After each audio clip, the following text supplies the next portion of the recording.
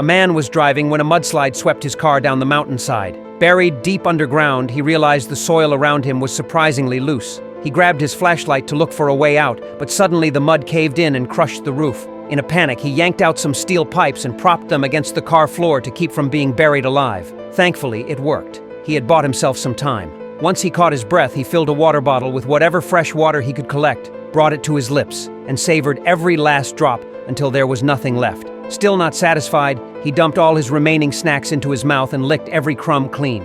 With his strength somewhat restored, he pulled out the spare tire, attached the air hose, and confirmed there was still some oxygen inside. Without hesitation, he stripped off his clothes and smeared motor oil all over his body.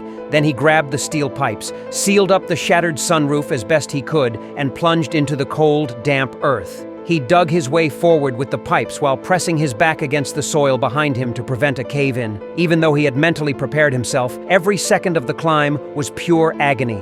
The pitch-black, claustrophobic space alone was enough to make anyone's skin crawl. Less than a meter in, he suddenly felt his whole body seize up and his breathing grow labored. He grabbed the tube and sucked air from the spare tire, which brought him back. He started giving himself a pep talk, telling himself he just needed to hold on a little longer. Once he had calmed down, he continued digging while using floor mats and steel pipes to brace the walls on either side. To his relief, the soil stopped collapsing, and his confidence surged. At this rate, he was bound to make it out eventually. But then the soil above his head began to shift. One of the support pipes sliced into his arm, but no amount of screaming could stop the earth from moving. Mud poured down on him like a waterfall, burying every inch of his body. After what felt like an eternity, a few fingers slowly emerged from the dirt. Driven by sheer will to survive, he held his breath and clawed his way out. His head broke through the surface, and he desperately spat out the mud, gasping for air. It turned out the loose soil that had trapped him was also what saved his life. Once he could breathe again,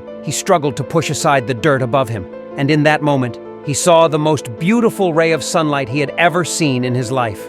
Overcome with joy, his hand reached up through the earth like a seed sprouting toward the sky. He had finally made it. He was alive again.